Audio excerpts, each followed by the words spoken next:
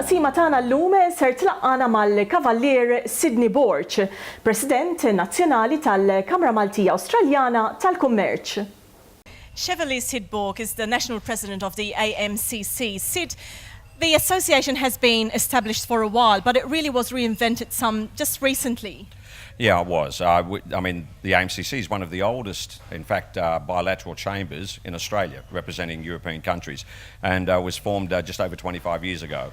But approximately 11 to 12 years ago, when I took over as president, we made quite a dramatic change to the AMCC into what it is today. Now, do you have other representations? Well, tonight we're celebrating the Victorian branch or chapter. Do you have any other representations from around Australia and New Zealand? Yes, we do. In fact, out of New South Wales, we also have a representative in Brisbane, representative in Auckland, representing our New Zealand branch there, and now obviously the Victorian branch. And the Victorian branch is very exciting for us. I mean, we've been working on it for quite a few years, in fact, trying to get some representation down here. And then once we had Mike Seafy appointed as the President of Victoria, it was time to really get cracking on it. And obviously many thanks to the consular office here in Victoria that worked very well with the businesses and was able to launch it, but not just launch it with a lot of energy and a lot of work with quite a number of significant members.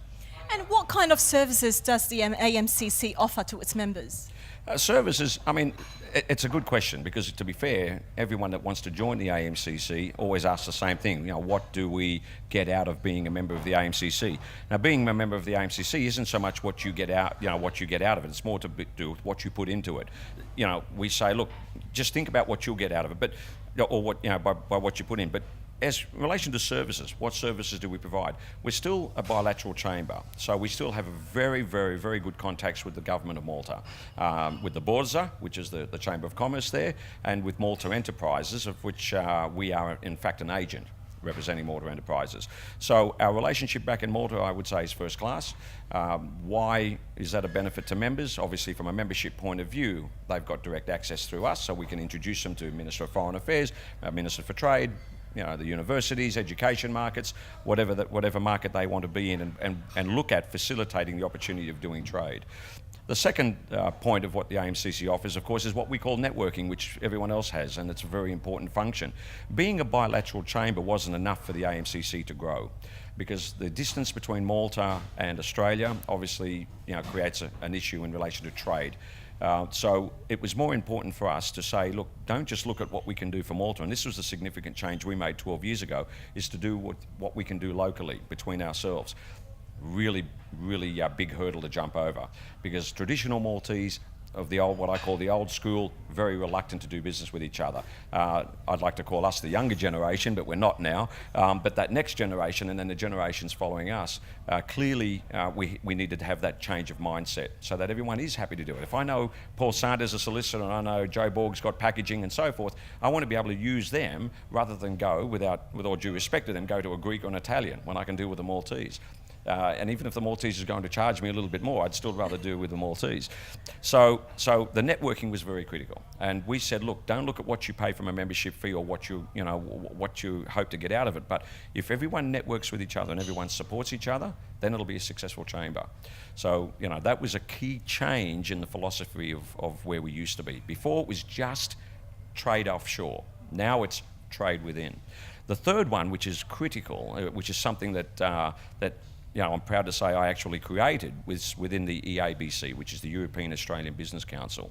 Now, I sit on that council, and what I was able to do was introduce a new form of business networking called Euromix. Now, what Euromix is every quarter we get together and we have a 2-hour meet, eat, greet, which is a networking amongst chambers of the EU. So all those presidents that I sit down with when we all represent the European Union as chambers of commerce, we now have extended, not the 60 members or 70 members of the AMCC, they've now got access to 6,000 members, because they've now got access to all these businesses and professionals within the European Union that reside in Australia. Now we just increase the expansion of what you could do within your business. So they're the three key factors. Never forget, of course, Maltese culture, Maltese language, and wearing the Maltese on our sleeve, and that's critical. Now, if I'm not mistaken, there has been trade missions or talk of trade missions in the past between Australia and Malta. Have they eventuated, and what benefits were there? We've now held, I think, 4 trade missions in this period. It's about every 3 years. They've been successful in that we've been able to open doors for a lot of people, but, I do say, with some frustration that it's been very difficult to try and do business between Malta and Australia. When they joined the EU, that didn't help, not because of Malta, but the sanctions and so forth with dealing with non-EU countries. But now it's, things are changing. I mean, it's starting to move forward, and Malta offers us a great opportunity as Australian businesses to be able to branch out into the EU and to branch into what I would call Southern Europe and Northern Africa. To retain that Maltese and to create succession plans to the Chamber, we need to introduce what we call the 18 to 30-year-olds who are going through university or degrees or trades or whatever they're doing, and to become young members of the Chamber and then aspire to grow. What we offer them is just not the cultural side of it and working with us, but we give them a network of professionals that they can sit with, and where they would normally have felt uncomfortable going out to a networking event. If they come with us and listen to us and see the confidence in talking with people, then they will feel comfortable at it. So it's a growth plan.